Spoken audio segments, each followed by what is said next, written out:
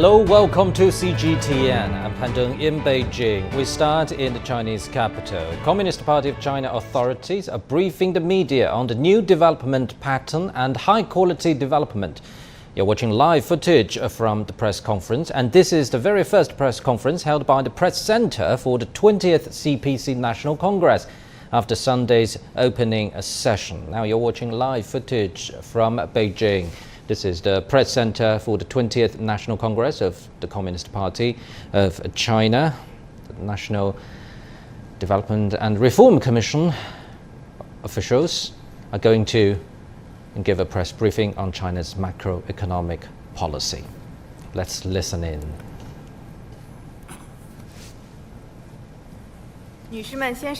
Ladies and gentlemen, good morning. Welcome to the press conference held by the Press Center of the 20th CPC National Congress. This is the first press conference held by the Press Center. We have invited 3 delegates to talk about how China will apply the new development philosophy, foster a new development pattern, promote high-quality development, and advance the rejuvenation of the Chinese nation through a Chinese path to modernization. The delegates are Vice Chairman Zhao Chenxin, member of the CPC Leadership Group of the NDRC, Director Cong Liang, member of the CPC Leadership Group of the NDRC, Secretary of the CPC Leadership Group of the National Food and Strategic Reserves Administration, Deputy Director Ren Jingdong, member of the CPC Leadership Group of the National Energy Administration. I now give the floor to Comrade Zhao Chenxin. Friends from the media, good morning. It is such a pleasure to join my 2 colleagues at today's press conference and to talk to you all. Yesterday morning, we had the privilege of hearing in person at the Great Hall of the People the important report delivered by General Secretary Xi Jinping at the opening of the 20th CPC National Congress. The meeting, the report delivered by General Secretary Xi reviewed the work of the past 5 years and the great changes in the first decade of the new era. He outlined the party's mission and task on the new journey in the new era and major policies and guidelines for advancing the cause of the party and the country. And economic work features prominently in the work. Having participated in, witnessed, and engaged in economic work in the new era, we are keenly aware that since the 18th National Congress, our party has overcome many long-running and outstanding difficulties and secured many accomplishments of long-term significance, enabling historical achievements and changes in China's economic and social development. Numbers speak louder than words. From 2012 to 2021, China's GDP grew from 53.9 trillion yuan to 114.4 trillion yuan. It now accounts for 18.5% of the world economy, up from 11.3%, an increase of 7.2 percentage points. China's per capita GDP increased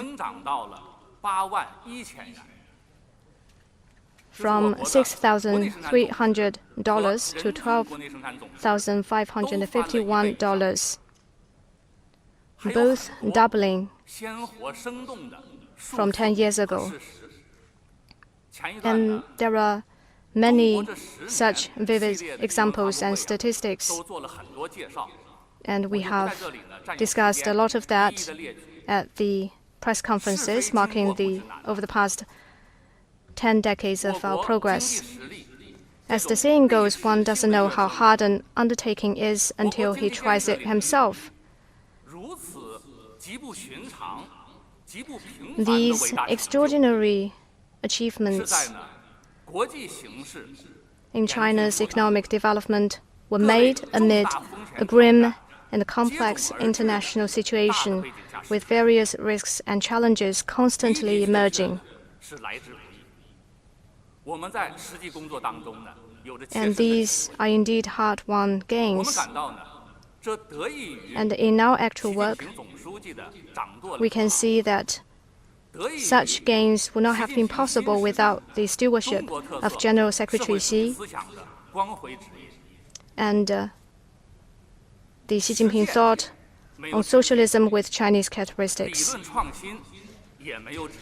Practice of a theory is an ever-ending process, so is theoretical innovation. Xi Jinping thought on economy, observes, approaches, and leads the time with Marxism. In adapting to new circumstances, solving new problems, and tackling new challenges, he has gradually produced a series of innovative theoretical outcomes that reflect the features of the time, making important contributions to enriching the Marxist theory of political economy. Xi Jinping thought on economy produced a number of innovative concepts, including the important theoretical view of strengthening the party's overall leadership of economic work, the idea of people-centered development,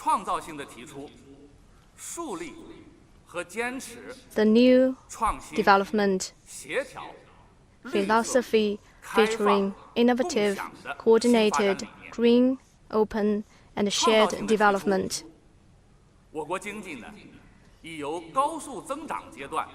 The major conclusion that our economy has moved from high-speed growth to the stage of high-quality development. The important thought of improving the socialist market economy, the major policy of supply-side structural reform, the major strategy of creating a new development pattern, and the important thought of promoting the sound development of economic globalization. In economic work and in the work we are doing on a daily basis, it is inevitable that we would come across various difficulties, problems, risks, and challenges. For example,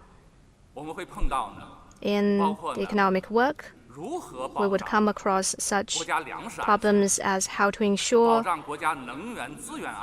the security of food, energy, and resources, and important industrial and supply chains for our country. For example, we would also need to consider how to promote high-quality development and deepen economic reform. All these are very specific tasks and challenges. There are also issues about investment, consumption, and consumer prices.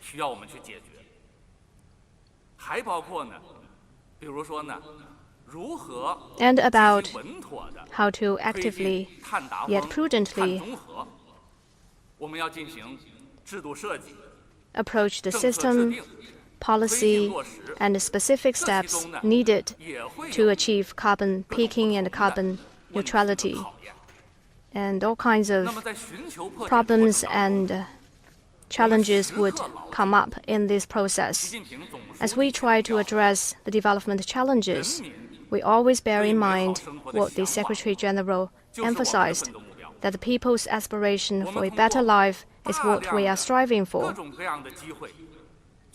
Through various opportunities, we have conducted extensive studies to understand the people's aspirations and demands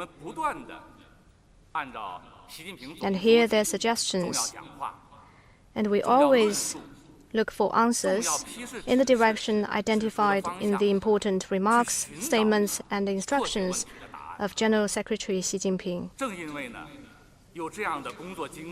It is exactly because we have had such experience from our work, and it is exactly because of our exploration in actual work, we deeply appreciate Xi Jinping's thought on economy, which has pointed the way and provided the fundamental guidance for us to ensure sound economic work in the new era, solve development difficulties, boost development momentum, and build up development advantages. China has successfully attained the first centenary goal and is embarking on the new journey towards the second centenary goal.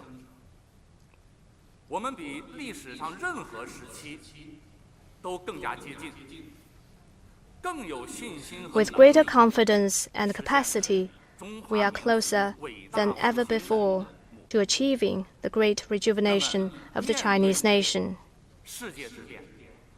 Our world, our times, and history are changing in ways like never before. And we are faced with new strategic opportunities, new strategic tasks, new strategic stage, new strategic requirements, and new strategic environment for China's development. And we are even more confident under the current circumstances because we have the strong leadership of the CPC Central Committee with Comrade Xi Jinping at its core, the institutional advantage of socialism with Chinese characteristics that makes great accomplishments possible by pooling strengths.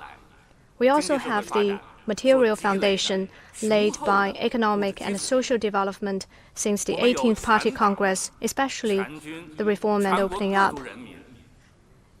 And we have the tremendous momentum generated by the whole party, the military, and all the Chinese people working as one. Therefore, we have the confidence, determination, basis, and conditions to realize the strategic goal set by General Secretary Xi Jinping in yesterday's report to advance the national rejuvenation on all fronts through a Chinese path to modernization.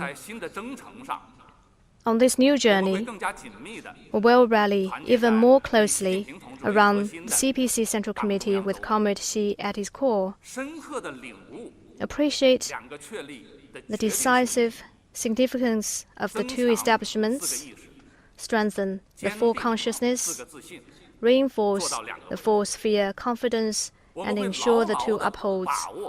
We will seize the crucial period as efforts towards a modern socialist country get started. Focus on the imbalances and inadequacies in development, fix the shortfalls, shore up the weak links, and cement and play to our strengths. We will uphold the general principle of seeking progress while maintaining stability, fully and faithfully apply the new development philosophy in all respects, move faster towards a new development pattern, promote high-quality development, and make new and greater contributions through our concrete efforts to fully building a modern socialist country and advancing the great rejuvenation of the Chinese nation on all fronts. I'll stop here and open the floor for questions. Thank you. Thank you, Mr. Chen, for your briefing. We'll now open the floor for questions, and please identify your media outlet before raising the question. The press conference is conducted in simultaneous interpretation. If a question is asked in English, it will be translated into Chinese consecutively. 好，那我们首先请中区第一排右手第二位这位记者。对，中区第一排。对。谢谢主持人。农民日。Thank you. With farmers daily, food security is among a country's most fundamental interests. General Secretary Xi Jinping has stressed on many occasions that we cannot slack off one bit on the issue of food security and must always stay alert. My question is, what is the current food security situation, and is China able to keep its food supply steady and secure? Thank you for your question. Food bears on the future of a country and the well-being of its people. Food security is an important basis for national security. Since the 18th CPC National Congress, the Party Central Committee with Comrade Xi Jinping at its core has treated it as a top priority of governance to feed our more than 1 billion people. A new vision on food security has been proposed and a strategy on national food security set. All localities and departments have worked earnestly, and the farmers and professionals working in the area have made hard efforts. Our capacity in ensuring food security has continued to grow. There are 5 points I'd like to share with you. First, our food production has continued to grow at a high level. In 2012, it stood at 600 billion kilograms for the first time and has, since 2015, remained at above 650 billion kilograms for 7 years straight. It scored a record high in 2021, reaching 682.85 billion kilograms, up 70.6 billion kilograms from 2012. Our per capita food production is 483.5 kilograms, which means that exports and abundant stock aside, our per capita food production alone has exceeded the internationally recognized food security line. Second, the basis for food production has continued to cement. Our national farmland stands at 127.87 million hectares. We have established 70.53 million hectares of functional areas for grain production and protected areas for important agricultural products. We have 60 million hectares of high-standard farmland, and the contribution rate of agricultural, scientific, and technological progress has reached 61%. The full coverage of improved varieties of food crops has been basically achieved. Third, the circulation of food is running smoothly with high efficiency. Nationwide, standard warehouses have an intact storage capacity of nearly 700 million tons, and storage conditions have generally reached world advanced levels. We have actively promoted market-oriented acquisitions featuring diverse market entities and channels and good quality and prices. We have done good work in policy-based acquisitions and guarded the red line of ensuring that food grown can be sold. The food reserve system has been further improved and effectively playing the key role of protecting the red line, stabilizing expectations, and ensuring security. Fourth, our emergency response has been strengthened. There are 6,000 emergency grain processing enterprises, 43,000 emergency supply outlets, more than 4,000 emergency storage and transportation enterprises, and more than 3,000 emergency distribution centers capable of responding to various major natural disasters and public emergencies. Fifth, the food market runs smoothly on the whole. In recent years, due to various factors, the global food market has been quite volatile. In comparison, China's food market has seen ample supply and has been running smoothly on the whole. It effectively meets the needs of the people and has played an important role for the sound and sustained development of the economy and social harmony and stability. These 5 points fully show that China's food security situation is sound, and we are able to keep Chinese people's rice bowls firmly in their own hands, so to speak, and the rice bowls contain mostly grains grown in China. Going forward, we have the foundation, condition, ability, and confidence to always maintain the initiative in securing our food security, and the path of food security with Chinese characteristics is bound to become broader and wider. Thank you. 我看后排也有很多记者举手啊，我们给后排记者一个机会吧。西区，这是倒数第3排，右手对第1位记者。谢谢发言人向金一导报记者提问。Thank you. Economic Herald of Hong Kong. Since the 18th CPC National Congress, China has rolled out a series of strategies and major measures on regional development. What are the outcomes achieved, and how will we further develop the Guangdong, Hong Kong, Macau Greater Bay Area? Thank you for your question. I will take this question. It is a very important one. Since the 18th National Congress of the Communist Party of China, General Secretary Xi Jinping has personally planned, deployed, and promoted the coordinated development of Beijing, Tianjin, Hebei, the development of the Yangtze River Economic Belt, the construction of the Guangdong, Hong Kong, Macau Greater Bay Area, the integrated development of the Yangtze River Delta, and the ecological protection and high-quality development of the Yellow River Basin. These are a series of major regional strategies with overall significance. The policy system that supports the development of the Western region, the revitalization of the Northeast, the rise of the Central region, and the growth of the Eastern region at the lead has been further improved, and the coordinated development among regions has achieved historic achievements and seen historic changes. To be specific, first, the major regional strategies have been advanced in an orderly manner. The top-level design for coordinated development of Beijing, Tianjin, Hebei has been completed, and work is progressing smoothly on all fronts. Beijing's non-capital functions are being eased at an orderly manner. The cumulative investment in the Xiong'an new area has exceeded 400 billion yuan, and annual investment in Beijing's Municipal Administrative Center has exceeded 100 billion yuan. The Yangtze River Economic Belt has seen joint efforts for protection and avoidance of large-scale development. The rectification of outstanding ecological environmental problems has been accelerated, and the share of good water quality has increased to 92.8%. The integrated development of the Yangtze River Delta is showing bright prospects. The construction of a collaborative innovation industry system led by the integration of science and technology industries has made remarkable achievements. Construction of major open platforms is progressing smoothly, and new progress has been made in green co-insurance. Public service has become significantly more convenient and accessible.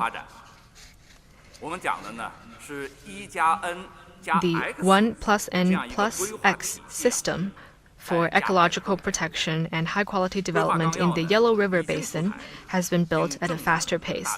The outline for this plan has been issued and is being implemented, and water resources are being conserved and utilized at higher standards.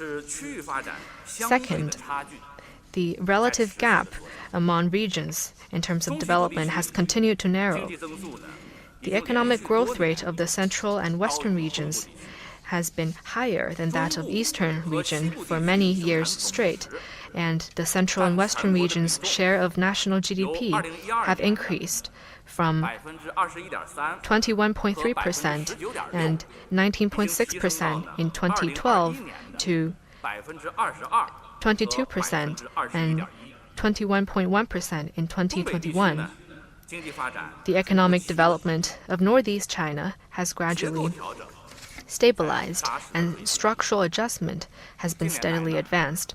In recent years, the 3 northeastern provinces have accounted for more than 1/5 of the country's total grain output, with around 1/4 of the country's commodity grain volume and 1/3 of the grain transfer volume. Their status as China's big granaries have continued to strengthen. Third, revitalization and development of special areas have been achieved. The 832 poverty-stricken counties and 128,000 poverty-stricken villages have all been lifted out of poverty. The per capita GDP of 20 key cities in old revolutionary base areas has exceeded 60,000 yuan, and the resource output rate of resource-intensive cities has increased by more than 36%. In the border areas, they are seeing higher levels of prosperity, stability, and development. This is about the major strategies and coordinated development of regions. As for the Guangdong, Hong Kong, Macau, Greater Bay Area that you mentioned, over the past 5 years, the construction of the Greater Bay Area has achieved remarkable results. We have the 1+N policy system, which has been gradually built and improved. Major cooperation platforms such as Hengqin, Qianhai, Nansha, and Hetao have been advanced. The construction of an international science and technology innovation center has steadily moved forward, and the building of a modern industrial system has been accelerated. The connectivity of infrastructure has advanced faster with higher quality, and the alignment of rules and mechanisms have continuously stepped up. A living area that is suitable for work and life is gradually taking shape. Hong Kong and Macau residents can lead their lives in the mainland with ease. And in this process, we have all along focused on supporting Hong Kong and Macau and continuously boosted the functions of central cities. Standing at a new starting point for development, we will follow the decisions and arrangements of the CPC Central Committee, focus on key areas, including technological innovation, industrial synergy, and people's livelihood improvement.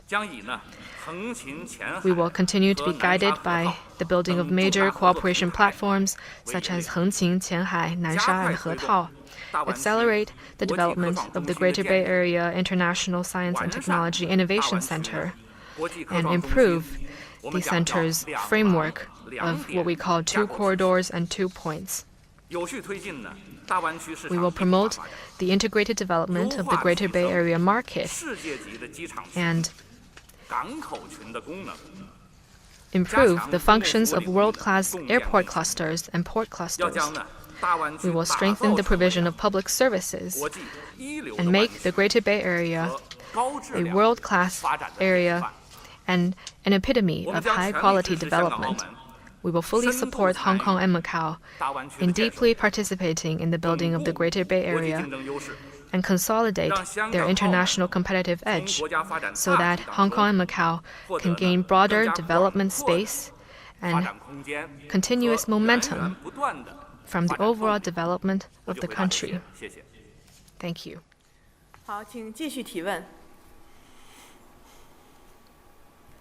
好，我们请东区第1排左手第3位这位外国记者。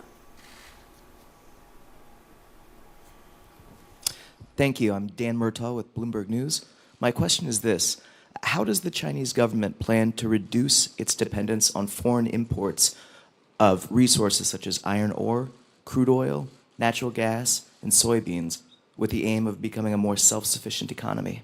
Thank you. 好，请翻译一下。彭博新闻社：中国政府将如何进一步减少对铁矿石、原油、天然气和大豆等外国进口资源的依赖，以实现更加自给自足的经济？谢谢彭博记者的提问啊，这个问题呢， Thank you for your question, and I will take 您的问题啊， this question you 涉及 raised. 到一个很重要的问题，就是呢，对 Your 货物 question 建新 concerns 发 a 展 very 格局的 important 理 issue. 解和认识 That 的问 is 题。 how we approach and 党中 understand 央呢， the new 提出加快 development 构建新发展 pattern. 格局的重大战略部 The 署。 CPC has put forth the 我们注意 important 到啊，外界呢确实存在一些 strategy 不同 of 程度的认识 creating the new development pattern. There have been some different perceptions and misunderstandings about the new development pattern. 孙业礼同志 I then 在 noticed 答记 that 者问的时候，也回 at 答了 the 一个类 press 似的问题。 conference the day before yesterday, he answered a similar question. 我这里呢， and you asked about this issue again today.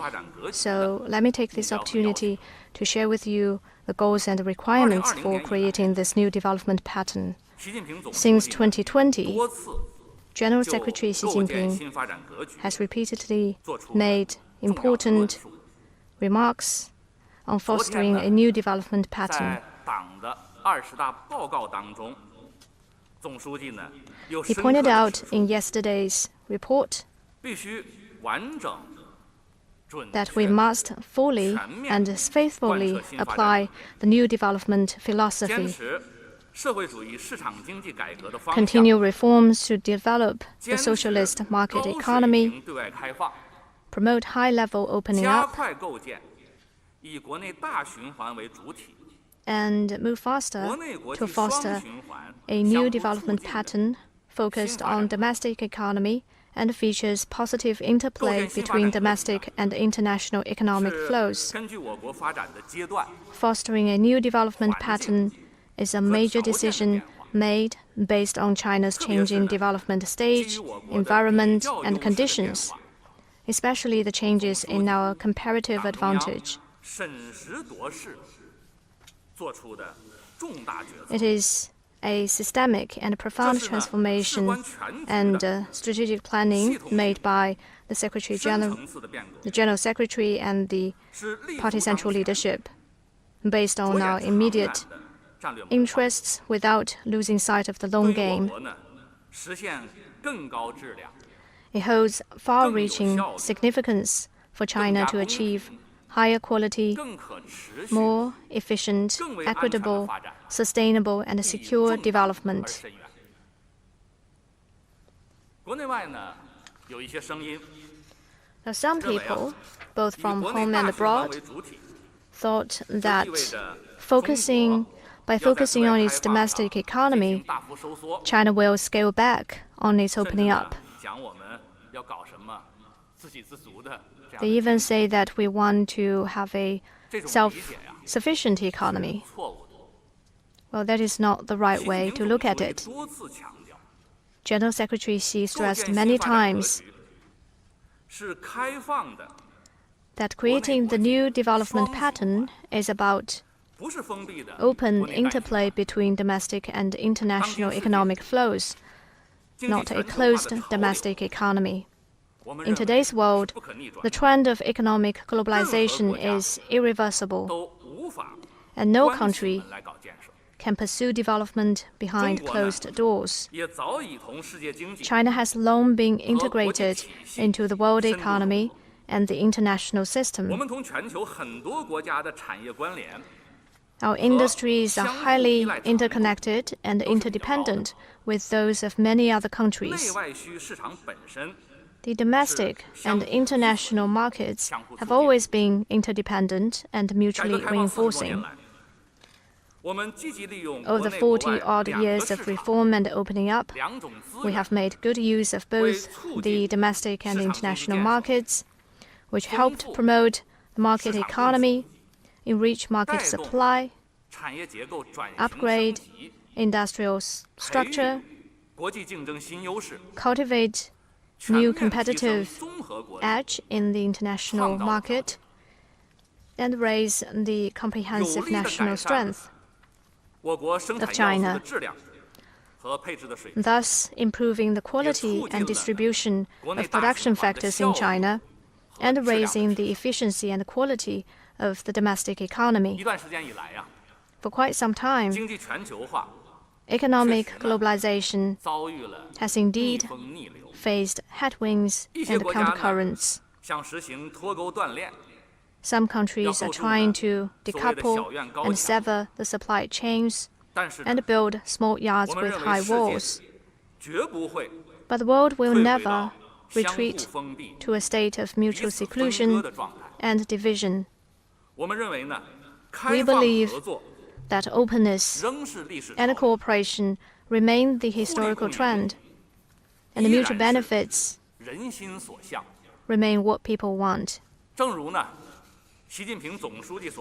Just as General Secretary Xi said, the Chinese economy is an ocean. so is the world economy. 世界上的大海大洋 And the oceans and seas in the world are all interconnected. 我们将始终站在 We will always stand on the right side of history, 绝不被逆风 undeterred 和回头浪 by 所 headwinds and 我们会 countercurrents. 高举呢构建人类命运共同体这样的 We will 旗帜 continue to hold high 积 the 极 banner 地 of 践 building 行 a community with a 真正 shared 的 future 多 for 边主义 mankind, actively 坚定不移 practice 全 true 面扩大开 multilateralism, 放 firmly expand openness across the board, 朝着 and 更 make 加开 economic 放 globalization more 包 open, 容 inclusive, 普惠平衡 balanced, 共 and 赢的 beneficial for 方向 all. 发展。那么下一步呢？我们将坚定不移 Going 地 forward, 贯彻落实党中 We 央的 will 决策部署， resolutely act on the decisions of the CPC Central Committee, 国民经济循环， keep the economy 坚定地 running 实施 smoothly, 扩大内需战略， implement the strategy of expanding domestic 破 demand, 除呢体制机 keep 制的障 deepening 碍， reform to remove institutional 加快建设 obstacles, 更高水平 and accelerate our efforts to build new systems for a higher 促进呢 standard open 国内 economy 国际循环， and promote 顺畅 smooth and interconnected domestic and international economic flows. Thank you. 好，请继续提问。好，下一个我们西区第2排左起第2位这位男记者。对。好的，谢谢主持人。深圳卫视记者提问，我的问题关于能源安全方面。近年来呢，我国一些地方出现了电力、煤炭供应紧张的 My question is about energy security. Some localities experience energy constraint, and which influences production and people's daily life. So the carbon peaking and carbon neutrality targets have raised higher requirements for high-quality development of energy.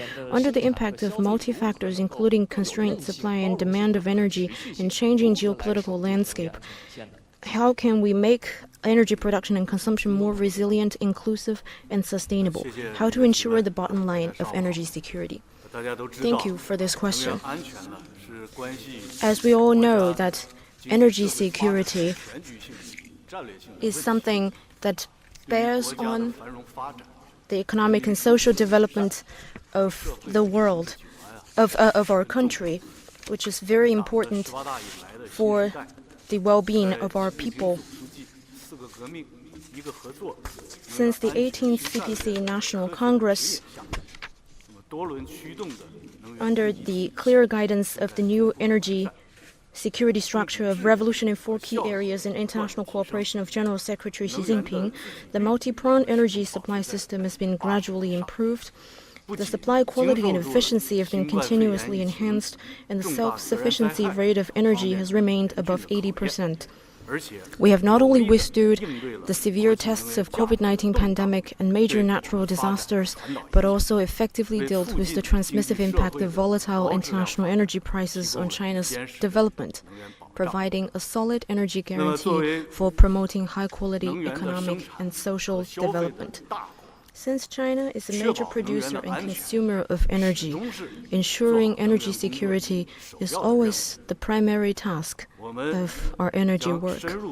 We will thoroughly understand and implement the spirit of the 20th CPC National Congress, give top priority to ensuring stability, seek progress while maintaining stability, vigorously enhance our ability of resource production to meet our needs domestically, and continue to focus on running our own affairs well. And we will mainly focus on the following 3 aspects. First, we will take solid steps to strengthen the foundation. We will continue to ensure energy security based on diversified domestic supply, give full play to the role of coal as a ballast and the basic regulatory role of electricity from coal sources, vigorously enhance oil and gas exploration and development, and strive to achieve an annual comprehensive domestic energy production capacity of 4.6 billion tons or more of standard coal by 2025. At the same time, we will further improve the coal and oil reserve system. In particular, accelerate the building of gas storage LNG terminals and other facilities to ensure that the energy supply maintains a reasonable elasticity margin. Second, we will make solid efforts to ensure orderly replacement. We will bear in mind our long-term development needs, build clean energy supply system including wind, photovoltaic, water, and nuclear power. We will make solid progress in major projects of hydropower and nuclear power, push forward with construction of large wind power and photovoltaic bases prioritizing desert and Gobi areas. Measures suited to local conditions will be taken to develop biomass energy, geothermal energy, and other renewable energy. We will ensure that the share of non-fossil energy consumption increases to around 20% by 2025 and 25% by 2030. Third, we will take solid steps to control risks. We will continue to strengthen the bottom-line thinking and risk awareness, promote capacity building in energy security monitoring and early warning, establish and improve the early warning mechanism for supply and demand of coal, oil and gas, and electricity. We will redouble efforts in building better infrastructure for emergency power supply and network connectivity, and enhance mutual support between regions and complementarity between different sources of energy. We will further secure energy supply for key areas and during key time periods, and enhance emergency response and disaster relief capacity to ensure energy security for people's production and daily life. Thank you. 好，请继续提问。好，我们中区吧，中区第二排。左起第二位，这位男记者，对，是你。谢谢主持人。中央广播电视总台记者提问。 With CCTV, 国家储备呢是国家治理的重要物质基础。 are an important material basis for governance. 100年未有的 The world today is going through profound changes unseen in a century, and instabilities and uncertainties are rising, which pose new risks and challenges to China's steady economic and social growth. Faced with the new situation, how can we build up national reserve capacity and emergency response capability befitting the status of a major country and effectively boost the ability to forestall and diffuse major risks?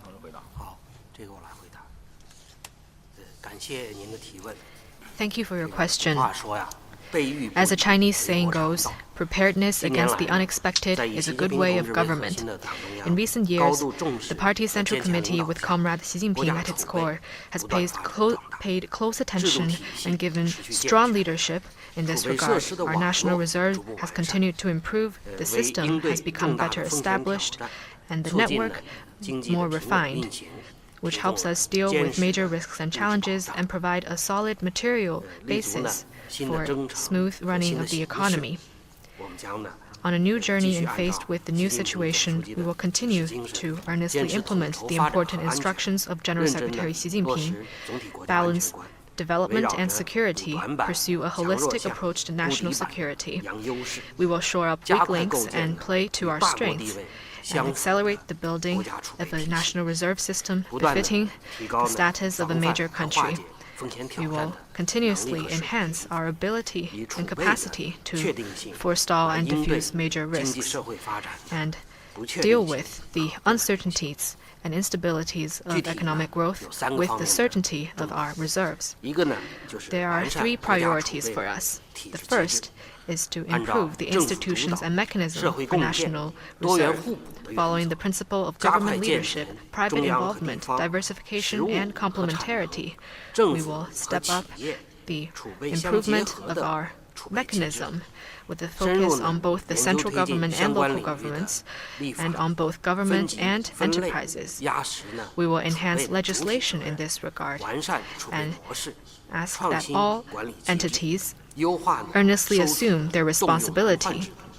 We will improve the mode of reserve and take an innovative approach to the management.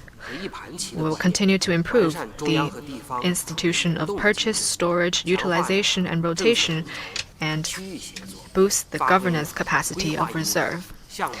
We will bear in mind the big picture with an emphasis on coordination between the central government and local governments to achieve optimization, collaboration, and high efficiency.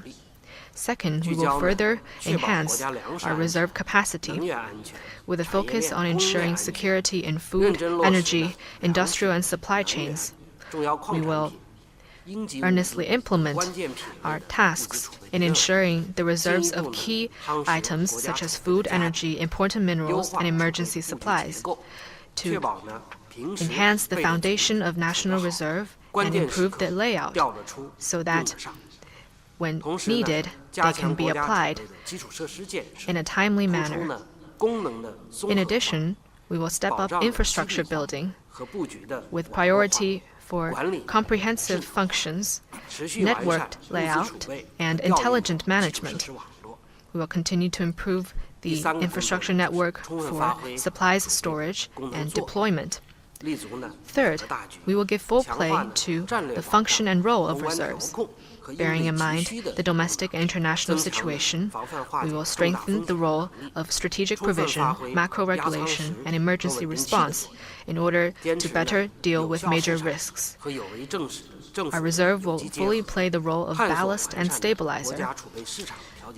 We will give play to both effective market and proactive government and explore a better regulation system with greater provision, with greater precision, so as to keep the prices of commodities secure and ensure the supply of primary products. Thank you. 好，我们中区第5排右手第1位男记者。对，第5排，对，是你。谢谢我是路透社的，我就。 With Reuters, I want to ask a question about the economic situation. As we enter the fourth quarter, the statistics show that economic recovery is still quite anemic, and it seems it would be difficult to reach the 5.5 growth target set earlier this year.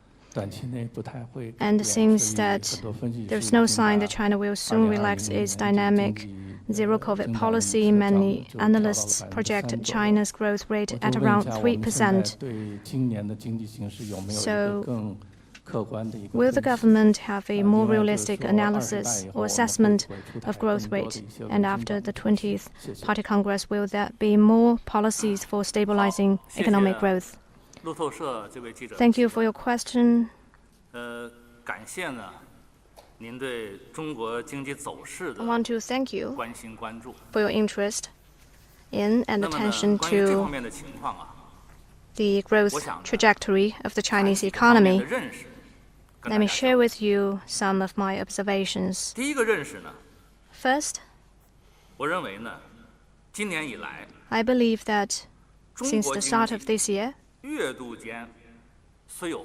despite some monthly fluctuations, the Chinese economy has maintained the momentum of recovery and growth. This year, especially in March, April, and July, affected by the external environment, the pandemic, and extreme weathers, and also other factors that have greater impact than our expectation. Well, there are some monthly fluctuations in the Chinese economy. But with solid steps in coordinating the COVID response and economic and social development, and with the implementation of the policy package for stabilizing the economy, and with the introduction of follow-up policies, the main economic indicators, including manufacturing, services, investment, and consumption, continue to recover. On the whole, the Chinese economy has maintained a momentum of recovery. As things stand, the economy has clearly rallied in the third quarter. Well, globally, the Chinese economy continues to excel. China's CPI has risen moderately, and you can see what the consumer prices are like. And this stands in stark contrast to the surging inflation in other parts of the world. The job market is basically stable, and the international balance of payment enjoys basic equilibrium, and China's foreign exchange reserves have stayed at above $3 trillion. Well, taken together, all these economic indicators show that China still enjoys sound economic performance. A second observation I have is that there are indeed some difficulties and challenges in the Chinese economy, but there are more opportunities. Affected by the changing domestic and international environment, there are still a number of challenges and difficulties in the Chinese economy. But more importantly, we need to be clear-eyed that confronted with greater than expected shocks and impacts, the Chinese economy has stabilized and recovered in a relatively short period of time, demonstrating strong resilience and enormous potential. We all know that China has a population of more than 1.4 billion. We have the world's largest middle-income group and a massive market, which is our great advantage.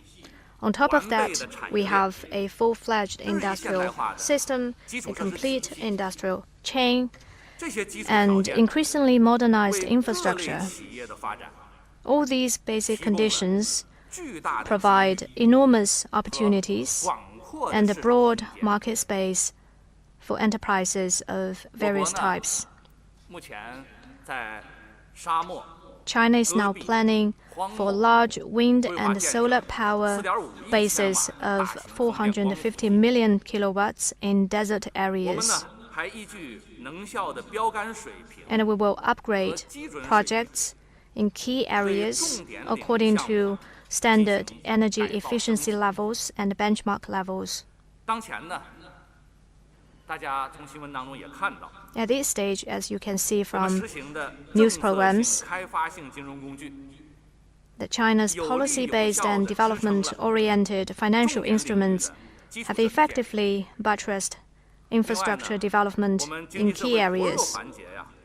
Support is being strengthened for upgrading facilities and equipment in weaker areas. And thanks to these policies and measures, recently, as we have discovered, that orders are growing quite rapidly for energy equipment, petrol equipment, mining and engineering machinery, CNC machine tools, industrial robots, and other equipments. Well, these are very encouraging news. And all these provide rare opportunities for the related upstream and downstream enterprises. Because of time limit, I can't list everything here. But my impression is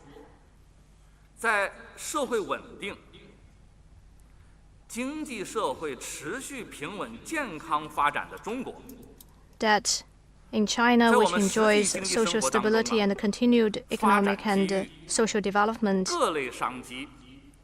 development opportunities and business opportunities in China are everywhere. So that is the second point I would like to make. And third, and most importantly, the successful 20th CPC National Congress has brought great strength and new momentum to China's economic and social development. We believe that guided by the goals set by General Secretary Xi Jinping to achieve the great national rejuvenation through a Chinese path to modernization with the thorough implementation of the directives of the 20th Party Congress, and as our efforts to coordinate COVID response with economic and social development continue to pay off, and the macro policies continue to bear fruits, the momentum of the Chinese economy stabilizing and improving will be further cemented. Thank you. 好，请继续提问。好，我们东区第3排右手第2位这位女记者。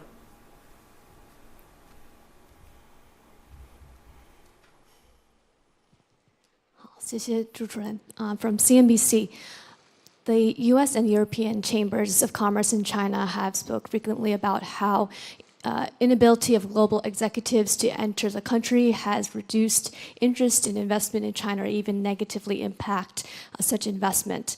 Under China's new and current development plan, what is the thoughts on promoting investment in China, encouraging new projects? Thank you. 好，请发。美国消费者新闻与商业频道。中美商会、中欧商会表示，外国企业高管无法前往中国，影响外商在华投资热情，对于外商在华投资产生负面影响。就目前发展阶段，中方对于批准和鼓励新的外商投资项目有何考虑和计划？谢谢。谢谢 CNBC 这位记者的提问。这个问题呢，我 Thank 来 you for 回 your 答。 question. I will take this question. 今年以来呢， This 在 year, 全球疫情反复 the 严 global 大、 pandemic has researched 国际 and 形势 continued. 复杂严峻、 The international 跨国投 situation 资疲 has 软 been 的 complex. 这样一个整体的背景之下， Given sluggish cross-border investment 吸引外资 globally, 克服了多重的困难 despite，challenges, 我 China 们实现了 has 稳中有增、 maintained and increased 稳中提 the level 质 of foreign investment 这样一 attracted 个 with 明显的 rising 成效 quality. 我们统计啊，今年1到8月， In the first 8我国 months 利用 of 外 this, 资 this year, the 8927.4 amount of 亿 foreign 元 investment 换算 utilized 成人民币， reached 按照可比口径， 892.74 billion yuan, up 16.4%。 by 16.4% year-on-year in 高 comparable 技术 terms, 产业利用外资 among 呢 which high-tech industries utilized 33.6% more foreign investment than the same period 西部 last 地 year. 区 The eastern, 分别增长了 central, and 14.3% western regions registered a year-on-year increase of 14.3%, 27.6%, 外商 and 投资的 43% 产业结构 respectively. 和区域布 The 局啊 industrial structure and regional distribution of foreign investment was further 我们也 improved. 做了一些了解。 Generally speaking, 跨国公司呢，在中国投资 multinational enterprises 有信心， are confident 对中 in 国市 investing 场 in China 是长期看好。 and hold a positive view 当 of 前 the 呢， long-term prospects 我 of 国 the 经济 Chinese 呢 market. 我刚才在之前已经讲了，已由 Now, 呢高 just 速增长阶段转 As 向 I have 高 mentioned, 质量发展阶段。 China's economy has 我们吸引外 transformed from 资 the stage of high-speed growth 也 to 面临 high-quality growth, 新的形势， and we face new 按照党 circumstances 中央的决策部 in 署， attracting foreign 我们将 investment. 和有关 According 方 to 面 the 一起 decision and plans of the Party Central 推进 Committee, 呢高 we will 水平 work 对外 with 开放， relevant stakeholders to push 加大 ahead with 吸 high-level 引外资 opening 的 up, 政策力度， put in place greater 更好地 incentives 发挥 for foreign 外资呢 investors 促 and 进 better 高 use 质量 foreign 发展， investment to 畅 promote 通国内 high-quality 国际双 development 循环的 and 积极的作用。 smoothen the domestic and international 有这样 economic 几条 flows. 情况啊，跟大家报告一下。一是呢，我们 First, 进一步加大鼓励外商投资的力度， we will put in place 会 greater 发布实 incentives. 施 We 2022 will 年版 release and 鼓励外 implement 商投资 the 产业目录， 2022 version of Catalog 进 of 一步 Industries for 扩大鼓 Encouraging 励外 Foreign 商投资的 Investment, 范围， further expand 加大 the 呢 scope of 先进 encouraged 制造 foreign 业、 investment, 现代 and 服务业、 increase support 高新 for 技术、 advanced 节 manufacturing, 能环保 modern 等 services, 领域 new and high-tech, energy conservation, and environmental protection, as well as the central and western regions of northeast China, so as to provide a more enabling policy environment for foreign investors. We will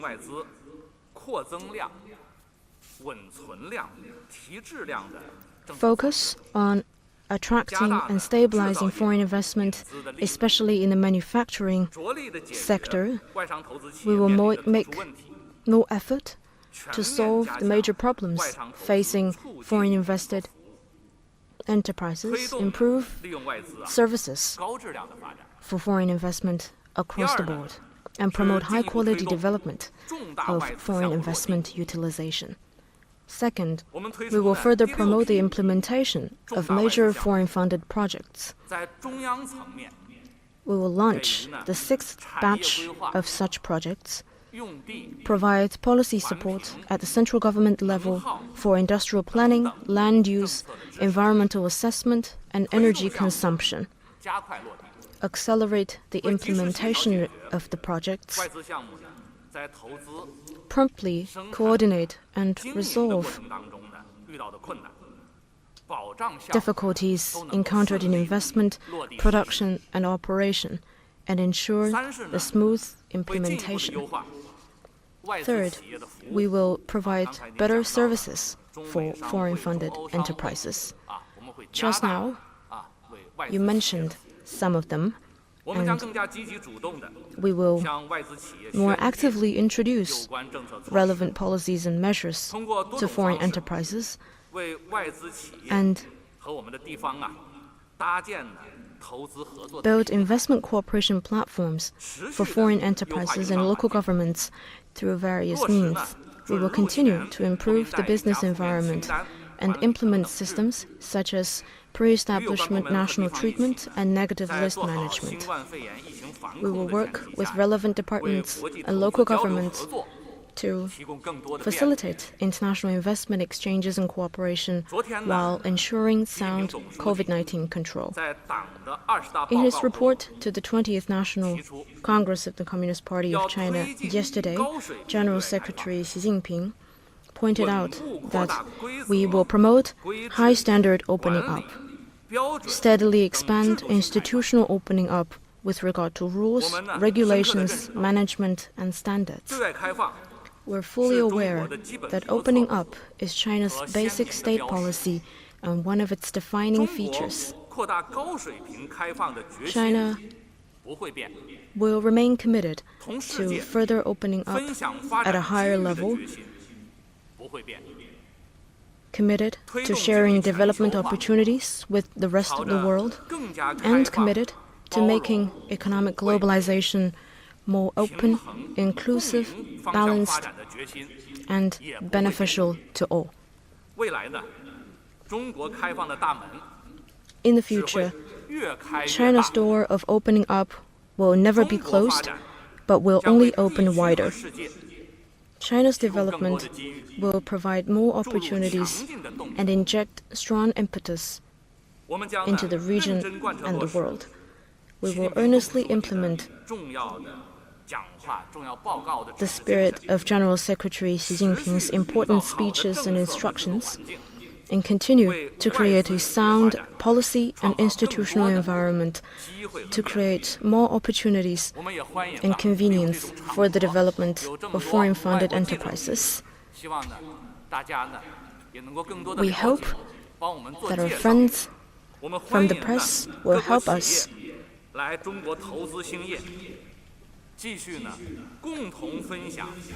to let more people know that we welcome foreign companies to invest and do business in China and continue to share in the dividend of China's development. 我们请西区第4排左手第一位，这位女记者。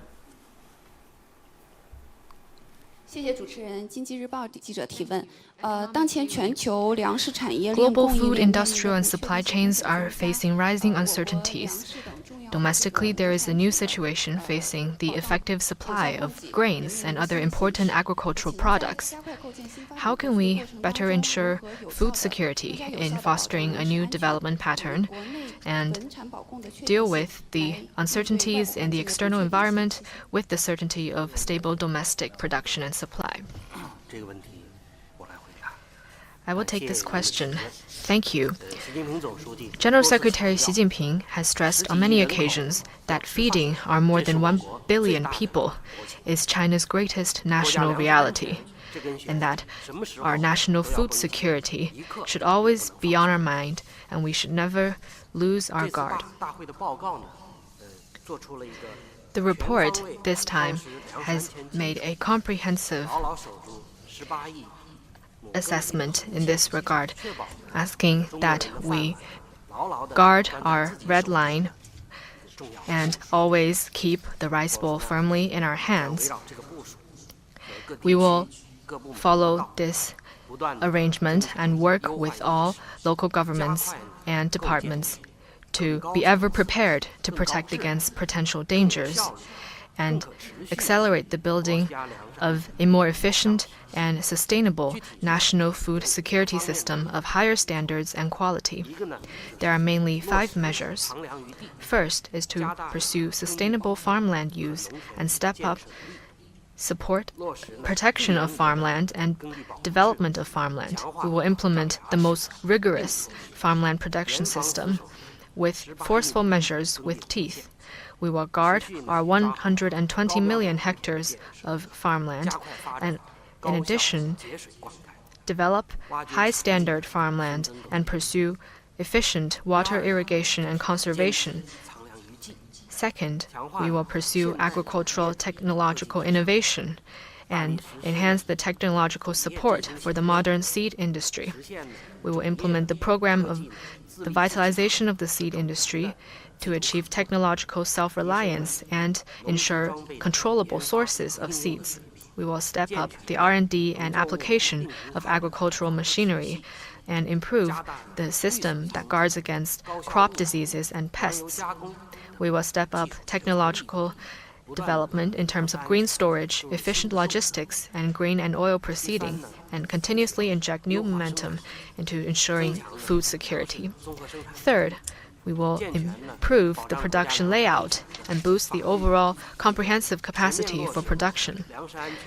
We will improve our laws and regulations on food security and ensure the accountability of party and government.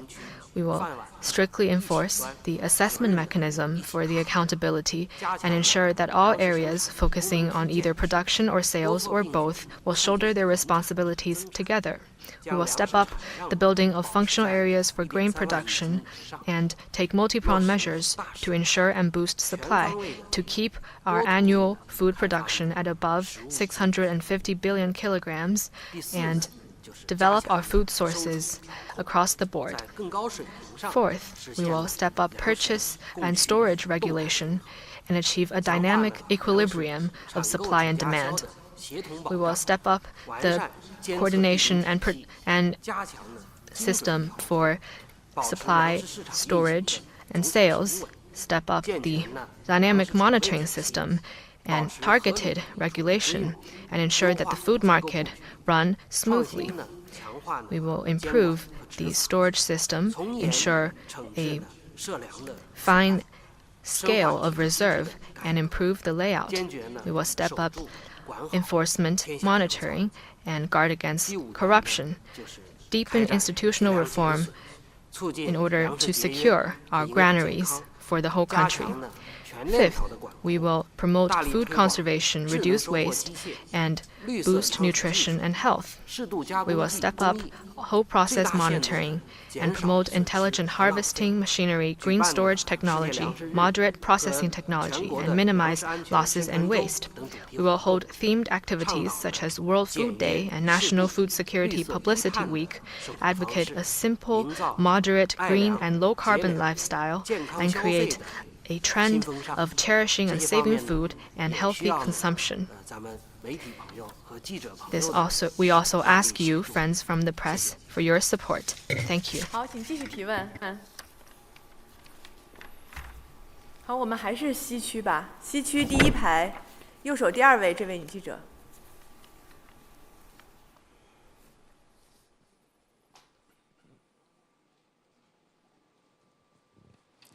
谢谢主持人。新加坡联合早报记者提问：今年8月的旱情导致联合早报 Due to a drought in August, Sichuan, a major hydropower generating province, suffered from severe power shortages. This has raised concerns about the stability and sustainability of clean energy in China. In face of increasing extreme weather, how will China strike a balance between energy transformation and ensuring stable energy supply so as to avoid recurrence of similar power shortages? I will take your question. 今年夏天极端的高温和 In summer this year, the combination of extreme heat and drought has led to a power shortage in Sichuan, a major hydropower producing province. 面对灾情，我们坚持以人民为中心的发展思想。 We have followed a people-centered approach in development and resolutely implemented the decisions and plans to ensure supply and stabilize price. We coordinated various resources and forces, ensured steady power generation at full capacity, and made full use of the strength of large power grids in interprovincial and regional distribution to ensure secure and stable supply. It is fair to say that we had done a good job. Under the new circumstances, we will focus on new tasks and requirements of energy development and earnestly implement all decisions and plans. On the one hand, we will further consolidate the foundation of conventional energy supply. On the other hand, we will vigorously develop renewable energy, actively promote green and low-carbon transformation, and strive to provide a strong energy guarantee for high-quality economic and social development. We will focus on the following 5 aspects. First, we will focus on monitoring and operation management. We will assess in advance power supply and demand in peak hours in summer and winter, and make concrete plans to ensure supply. We will put in place a daily adjustment mechanism for coal production nationwide and a mechanism for monitoring prices and inventories, and strengthen direct adjustment of output of key coal enterprises. We will urge all types of power generators to stay up and running as necessary, fully tap into the power grid's capacity for interprovincial distribution, and use market-oriented ways to encourage off-peak power consumption. Second, we will coordinate and ensure fuel supply for power generation. Through signing secure coal supply guarantee statement, policy incentives or constraints will be put in place for localities to hit their output and export targets. We will also strengthen oversight on compliance to mid- and long-term contracts of coal supply. At present, the coal storage of power plants under national management remains above 170 million tons, almost doubled year on year, and is at the highest level in history. Third, we will further build production capacity in coal and power generation. From January to August this year, China produced 2.93 billion tons of coal, up by 11% year on year. Since the beginning of the 14th Five-Year Plan, China has put into operation more than 270 million kilowatt of installed capacity of all types of power sources and increased power transmission capacity to the central and eastern regions by more than 20 million kilowatts. Fourth, we will promote high-quality development of the oil and gas industry. We will coordinate the development of production, supply, storage, and marketing systems, advance oil and gas exploration and development, and improve the oil and gas import system. At present, China has increased crude oil production for 3 years. and natural gas production for 5 years by more than 10 billion cubic meters. The reserve capacity has been steadily enhanced, and this has boosted confidence in stable market supply. Fifth, we will vigorously develop clean energy. We will steadily push forward the construction of large-scale wind and photovoltaic power bases, prioritizing deserts and Gobi Desert areas, and offshore wind power bases. We will accelerate the building of large hydropower stations in southwest China, like Wudongde and Baihetan hydropower stations that have been put into use. We will develop coastal nuclear power plants in active, yet safe and orderly manner. More efforts will be made to develop pumped storage power stations and build new types of energy storage power stations to improve the system's adaptation capacity. Now, the northern part of China is entering the winter heating period. We're working with relevant departments to make full preparations, take various measures to further enhance energy supply, to ensure that the people enjoy warmth in winter, thus implementing the spirit of the 20th National Congress with concrete actions.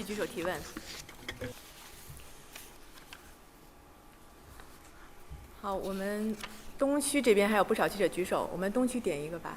这边是第4排，右起第1位，这位男记者。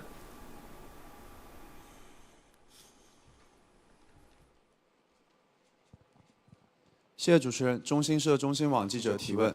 Thank you. With China News Agency, the complex international environment and the protracted COVID pandemic have taken a toll on production and trade worldwide. With the global industrial and supply chains shifting fast, some sectors in China find it difficult to keep their industrial and supply chains running smoothly. What steps will be taken to ensure the security and stability of our industrial and supply chains? Thank you for your question. You raised a very important question. In the face of complex and grim domestic and international situation, under the strong leadership of the CPC Central Committee with Comrade Xi Jinping at its core, the various localities and departments have been earnestly implementing the decisions of the CPC Central Committee and the State Council, unclogging the blockages, bolstering the industrial sector, and ensuring that the economy runs smoothly, especially those key industrial and supply chains.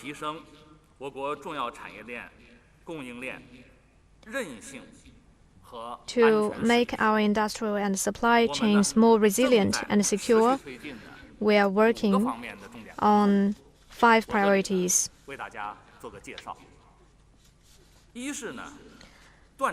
First, we will enhance our strong suits and fix the shortfalls.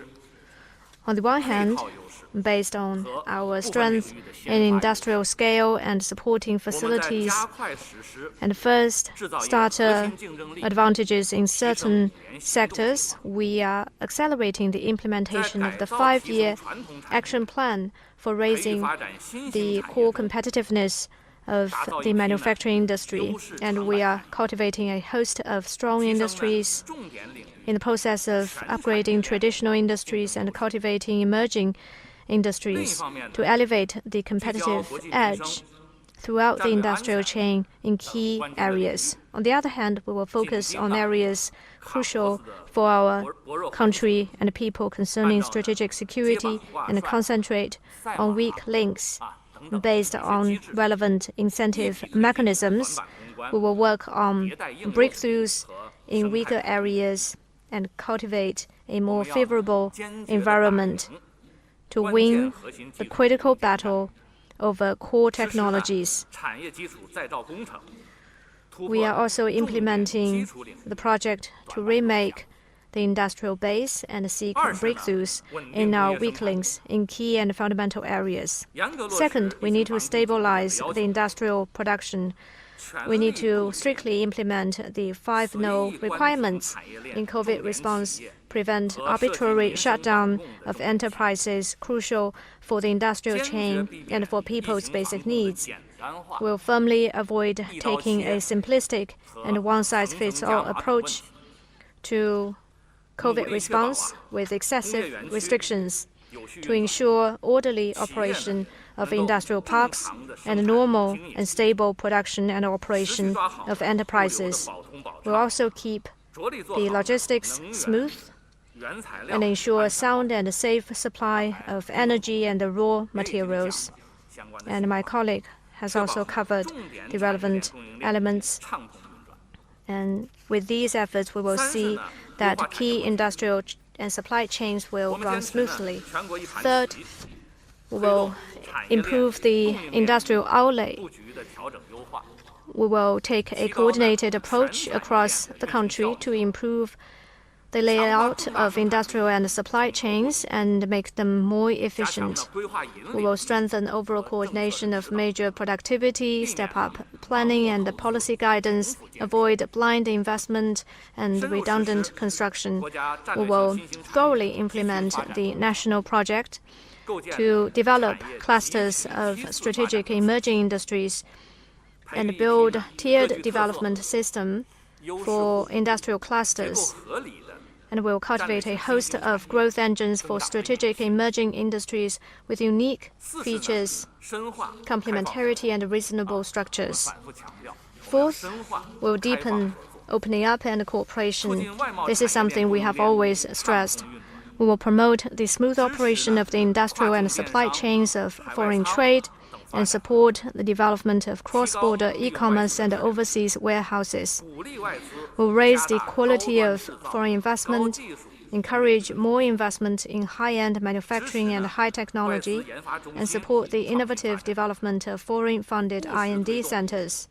We will promote pragmatic international cooperation and high-quality Belt and Road cooperation, advance high-quality implementation of RCEP, make good use of various multilateral mechanisms, and build a mutually beneficial international cooperation system for industrial and supply chains.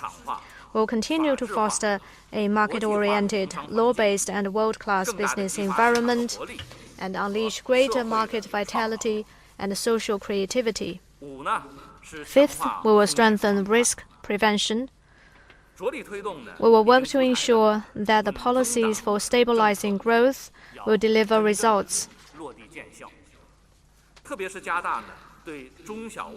And we will do more to ease the difficulties facing the MSMEs and enable our policies to bear fruits. We will strengthen production, supply, storage, and marketing systems, including food and energy systems. And for those important industrial and supply chains, we would also help establish relevant systems. We would also enhance market oversight and ensure stable supply and prices of commodities and raw materials. We will improve the risk monitoring system for industrial and supply chains, enhance the ability to promptly identify and detect risks and address them accurately and effectively. We will strengthen accountability of all parties, ensure early detection, reporting, assessment and handling of risks, and earnestly maintain safe and stable operation of important industrial chains and supply chains. Thank you. 好，请继续举手提问。记者会已经进行了80多分钟，时间关系，我们最后一个问题吧。好，我们中区第一排，左手，第3位女记者。对。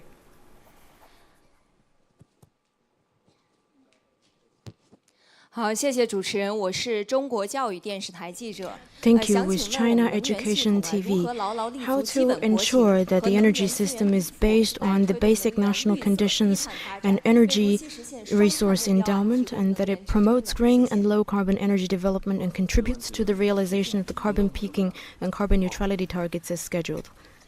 很高兴能回答最后一个问题哈。I'm very delighted to answer the last question.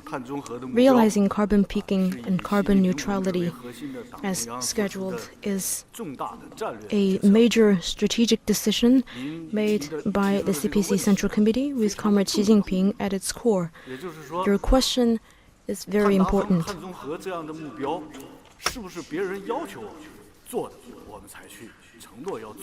So is this what others ask us to do?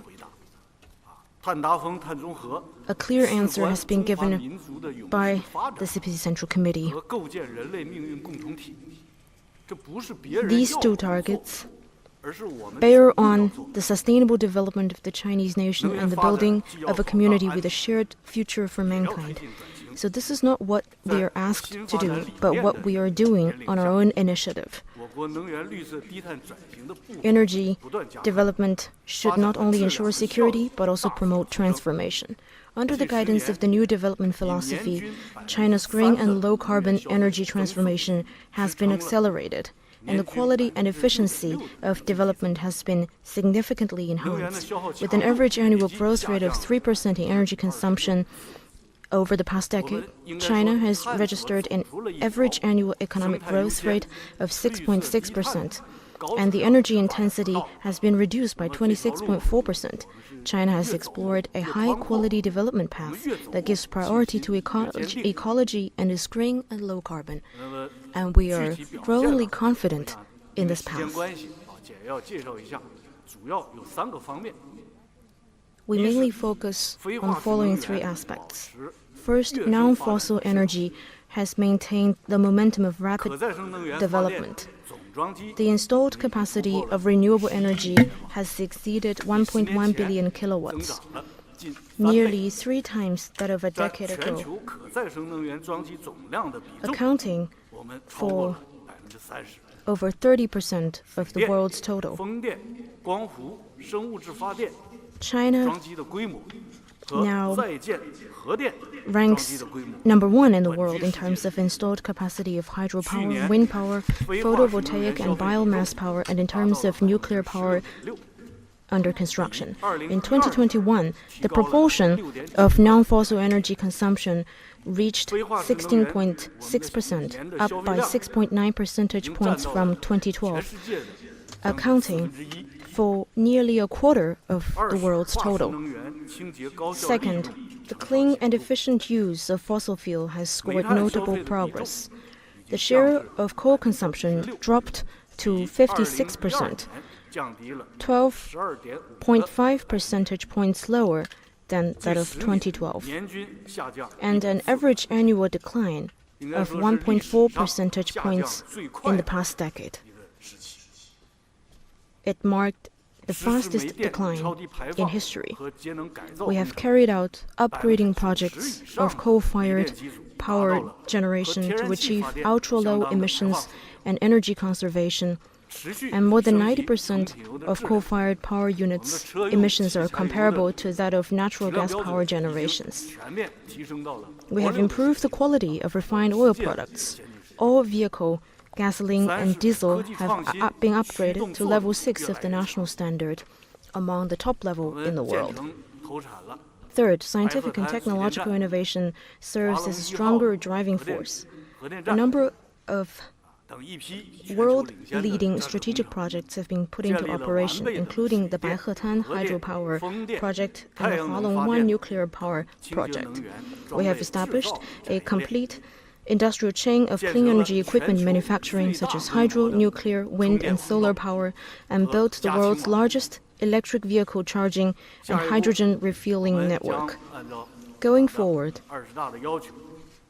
according to the requirements of the 20th National Congress of CPC, based on our energy and resource endowment, we will follow the principle of building a new system before breaking the old one, advance energy revolution, accelerate the planning and development of a new type of energy system, and unswervingly promote green and low-carbon energy development. So, to be brief, we will vigorously develop non-fossil energy, promote high-quality development of energy,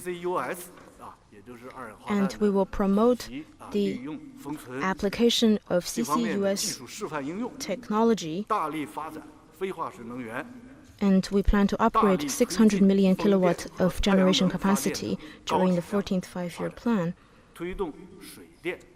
And we will promote the high-quality development of wind and solar power generation, advance the construction of major hydropower and nuclear power projects, and develop other renewable energies such as biomass and geothermal energy in light of local conditions. We will actively build a new type of power system and adapt the power grid to the development of large-scale, centralized, new energy sources and distributed energy sources in large quantities and areas. We will promote the transformation and upgrading of end-use energy, strengthen energy conservation and carbon reduction in key areas of energy use, and actively promote substitution with electricity. We aim to increase the share of electricity in end-use energy to around 30% by 2025. On the basis of running our own affairs well, we will implement the Global Development Initiative and actively participate in global governance, including climate change response, and build a clean energy partnership to contribute to the building of a community with a shared future for mankind.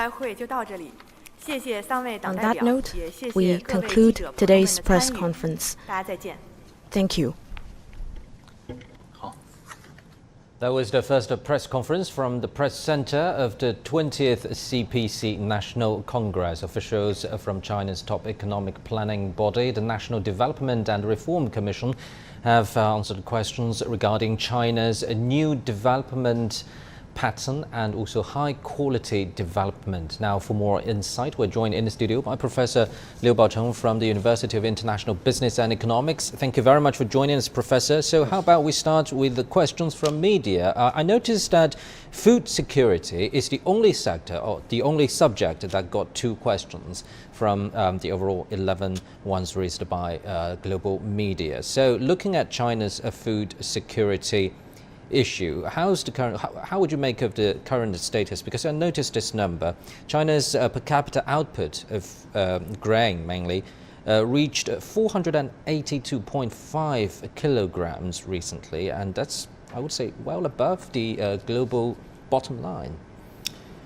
Yes, I think, food security is really the top of the top security for China, particularly given its the largest population. And now China is also interchanging with the rest of the world, and therefore we do import a lot of grain, particularly for animal feeds, for example, from the United States or Mexico, Brazil, the soybean, etc. But the main staple food will have to be produced in China. For one is that we have to secure enough quantity, and for two, we have to secure that there's enough quality that can be there to support the Chinese public health, and then to ensure the employment in the urban area is also very important.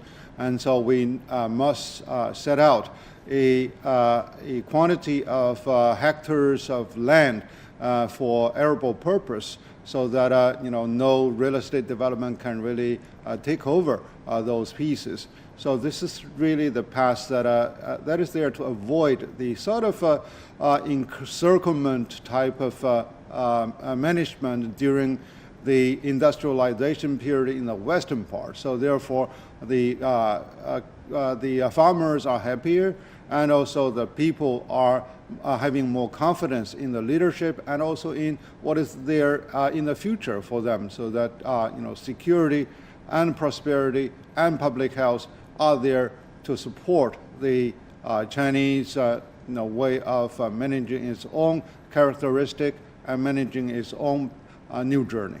So are you saying that though all the numbers are looking good, of course the overall output has been rising in the recent decade, and of course we also mentioned the per capita figure, the overall situation is still challenging because China has the world's largest population, and officials also referred to remarks from Xi Jinping saying that feeding all people in China is the most basic national condition of the country? Absolutely. I think, number one, the arable land. So again, it's reiterates that we must maintain enough arable land that's like 18 billion hectares. So this is really the foundation. And number two is that to ensure productivity is important. Over the years, we do see that the per capita and also the per acre productivity has been on a steady increase. And third is really the way of operating the land. We used to rely on massive labor forces, but now with more machines, with more robots, and with more drones are there to serve it. And so this is something that is very much progressive. And fourth is really to introduce more of the business-friendly and also the environment-friendly technologies into it. Business-friendly, so there should be more capital concentration to develop a large piece of land instead of individual household dealing with small plots. And green development is the key because right now, how scientifically we can use the fertilizer, we can use the pesticides to ensure that the soils are not damaged and the food will be safe and healthy. So these are really something that we have to stretch out to make further progress. Yes, indeed, you raised some quite forward-looking points there. For example, application of cutting-edge technologies to the agricultural sector and also green development. So if we take a look at this big picture of high-quality development, the course of China's overall economic development for the near future and even beyond, do you think that also applies to this big picture in other sectors? For example, energy, which is also in, I would say, heavy focus for global media. Well, yes, because right now we are facing a lot more uncertainties on a global basis, and China so far is highly dependent on the energy supply from many other countries. So therefore, it is really high time for China to develop the renewable energy, which is not only controllable but also friendly to the climate. So therefore, this is really the drive. Unfortunately, we are really facing a technological revolution on the new stage, and now with the conventional hydropower, wind power, and solar power, and now we can really generate more energy from dealing with water. And on the other hand, also because we have the massive population, to save energy on our side is also important. How people can really manage the business and household life to be energy savers, and that's also very important. And also to collaborate with the rest of the world is something that is also essential. And to not only to work on the technology, but also on an interchange of information, knowledge, and people capacity, very important. And one more, I think, is that China also, shoulders more responsibility now to those poor countries who are more deprived of, financial resources, of the human capacity. So we are really helping particularly those countries on the Belt and Road to build the resources, to build facilities, infrastructures for new energy. So this is something that commands appreciation, given that China is also facing a number of pressures. So you've already mentioned that this is a world facing rising uncertainties. So how would you look at the relationship between China and global markets in this new normal, if you will? That leads us to this very idea of new development pattern. And I believe the key term here is this dual circulation strategy raised by the central leadership. And I noticed that officials at this very press conference mentioned that this decision was made based on the change of China's core compendium. Yeah, compendium. Yeah. Yes, of course. Mm-hmm. Yes, the I think there has been hovering confusion over the dual circulation. Actually, yesterday I talked with a professor from the United States, and he wanted me to further clarify because he really is very keen to study the Chinese political and economic path ahead.